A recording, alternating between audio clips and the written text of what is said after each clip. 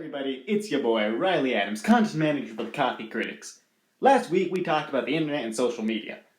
Today we will be discussing the very essence of public relations. Now the first question that we face, of course, is obviously, what on earth is public relations? Public relations, as you might guess, is the means by which organizations and governments connect with the public. In order to fully understand the very essence of public relations, we must just look back into history. So join me as we take a step through time all the way back to the 1910s. Alright, here we are in the 1910s. Wait. No, this is my living room. But it will work. It's about as much of a war zone as we can get right now. Well, if you're fighting a war, how on earth are you going to afford it? Well, one way that you can do it is making very, very patriotic posters. Now you might be thinking, how on earth are posters gonna fund a war? Well, that's the thing.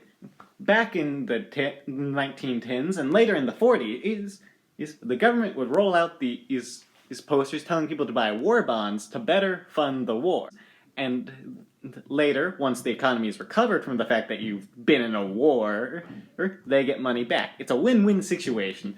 And it makes them feel like they're doing their part, because they are. Another way these posters helped is it really made the war patriotic. Because you gotta convince people that the war is actually necessary. In fact, the president in charge actually won the election under the banner of keeping us out of World War I. But because we somehow got brought in, he had to convince people that we were supposed to be there. This is an early use of modern public relations.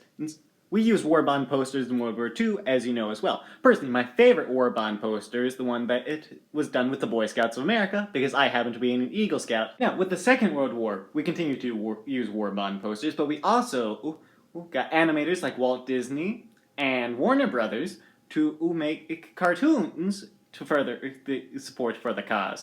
I would recommend you go to Inside the Magic series of articles influencing America through animation, World War II propaganda cartoons. According to Texas Tech University, public relations actually has terrible public relations. Ironically, there's a widespread stereotype that public relations specialists are just a whole bunch of hucksters trying to sell a product through flashy means, just trying to get people to get excited about their product without actually caring. In fact, there was an actual movie called The Hucksters. It was from the 20th century, and the premise was that public relations specialists are just a whole bunch of snake oil salesmen. Last year, Chicago Business reported that Sherwin-Williams fired a college student with over 1 million followers on TikTok. The reason they fired him was because they thought that he was stealing paint from their company. As it turns out, he was buying the paint using his employee discount.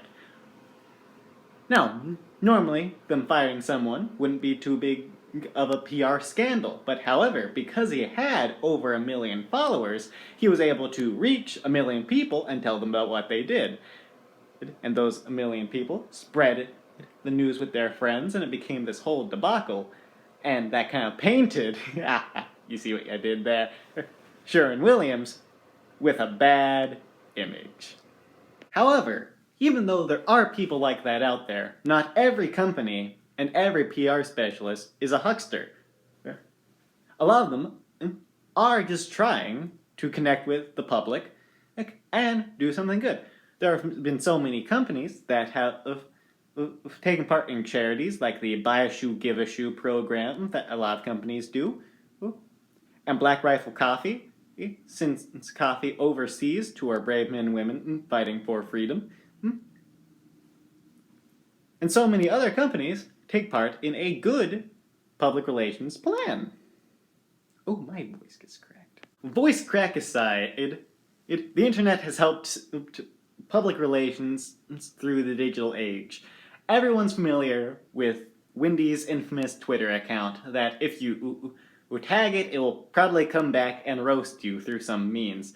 It's most likely telling you to go to McDonald's, that if you go to McDonald's, the thing you should ask for is directions to the nearest Wendy's. However, it's not all fun and games. Some PR, if handled very poorly, can ruin your reputation. However, Good PR can actually make your company even more profitable because the customers will feel more heard. They can feel like they're a part of something and not just a number. Every single insurance commercial I've ever seen, the company says, "With us, you're not just a number." According to Anna University, good PR can earn you a loyal customer base. Yes, this is obvious because, if a customer has a good experience with your company, they're more likely to come back than if they had a terrible experience. So by keeping the customers happy, making sure that they're heard and feeling like they're not just a number, you can keep them coming back, and you can continue to provide that service for them, and you can continue to make money, and it just balances out. Disasters happen. A lot of the times, PR is an important thing that follows. When a mine collapses, the CEO of a company will very often come and speak at the site to talk to the people who were involved, the family and friends of those who died, and so on. A lot of the times, when a nation faces a problem, the leader of that nation, for example, the President of the United States, will speak.